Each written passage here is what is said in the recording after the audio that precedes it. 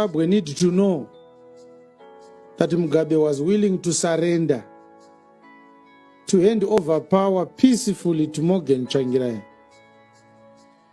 The army faced and confronted Mugabe, and they said, over our dead bodies. Wow.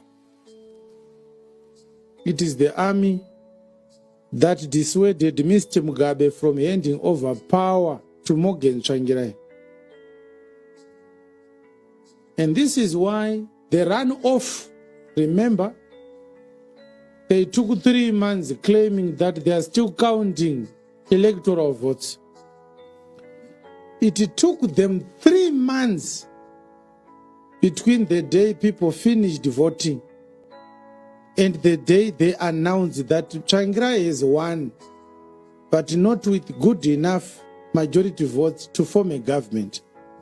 So there needs to be a re-election, a by-election, a runoff. In that runoff, Mugabe unleashed the army. The army started sending youths the border gazes, and they started doing pungwes. And that's when they unleashed the short sleeve genocide. As we speak today, we have people in our country whose arms were cut short by machetes in the 2008-2009 election. These atrocities have not yet been investigated. Our people right now are being forced to say EDP.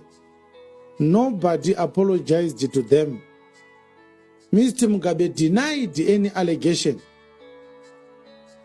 A truck full of dead bodies reversed at Chitungwiza General Hospital mortuary. The comrades simply said, put these bodies in the mortuary. We'll collect them. Some of the bodies were put there and some of the bodies couldn't fit.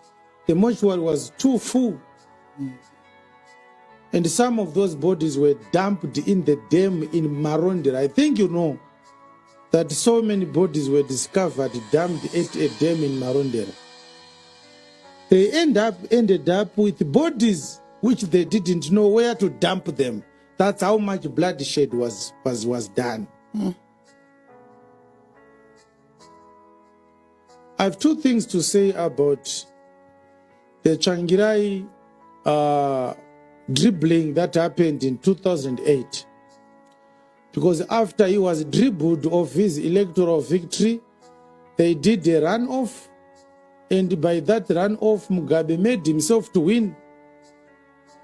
I lost a brother through the violence of 2008. They killed him.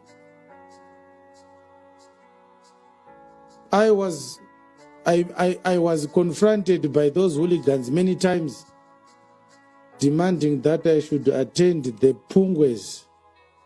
And I was going to say,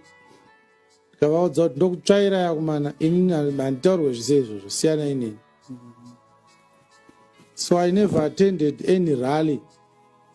And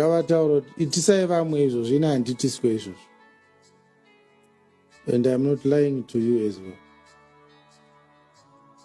So, Mr. Mugabe, our villagers were forced to attend night vigils every day for the 30 days to the day people did that election, the runoff. Quite wapungwe every day. I went to the village and my grandmother said they took my chickens because they were forced to provide food to those attending pungwes. In those pungwes, opposition members and villagers suspected of being members of the opposition, they were beaten in the view of the whole village. Some of our aunties and uncles, they are now disabled because their backs were broken during those pungwes. You must understand that those who were masterminding the pungwe were the army. I know in Mashonaland East Province in Goromonzi, the woman who was a major in the army, her name was Maimdara, She was the commander of the Pungwe program. At her instruction, people disappeared. She drove a sky blue, it was a pale blue Mitsubishi L200, donated to the army by the RBZ. And I'm one of the people who delivered those cars from the RBZ. We bought 3,000 Mitsubishi L200 trucks, gave them to the CIO and to the army. Those are the cars which were used to terrorize the citizens. So the army that you celebrated when they did a coup against Mugabe, their hands were already dirty with the 2008 bloodshed. ZANU-PF stole power from Tagwirei using the army. This is why I was not in the streets in 2017. Pamaiti idipfe pepe inana kwenda.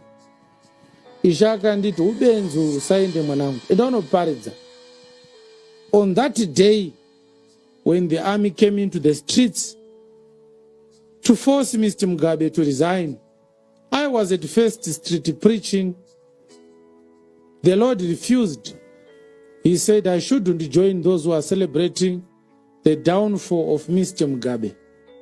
Though not a model leader, but the Lord said to me, what is coming is worse than what you have seen. And I communicated with you. I told you that people are going to ask Mr. Mugabe to come back. The wickedness you are celebrating that it is gone is a tip of the iceberg. Wait for the Mnangagwa regime to come. You are going to see terror at a level you have never imagined before. Yes. So as we speak right now, the ZANU-PF system of leadership is a fraudulent system. If we were going to have a proper investigation right now, and if the MDC was still there, and if we had competent courts of law, MDC should be able to take ZANU-PF and the government of Zimbabwe and the Electoral Commission to court.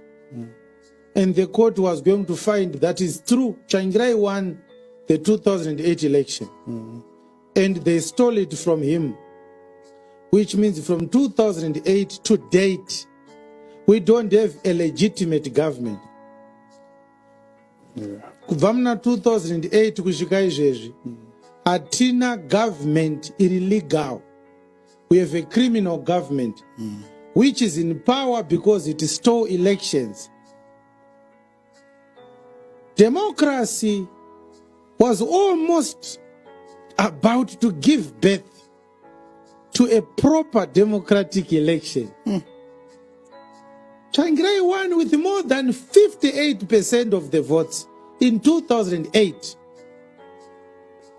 This is why I told you that Rita Makarau must be put before a firing squad. She presided over that election.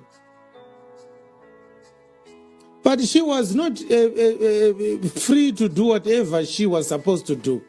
You must understand why ZANU-PF appoints a woman all the time to be the chairperson of the Electoral Commission. It's not a miracle. It's not gender equality. It's a strategy. Why do you think ZANU-PF puts a woman to be the boss of the Electoral Commission? A few months ago, we saw Priscilla Chugumba presenting the delimitation report to Mr. Mugabe. She was chased from Mnangagwa's presence like a dog. Get out! Before live cameras. She was kicked out from Mnangagwa's presence like a small puppy. Clearly, she's terrified of the men.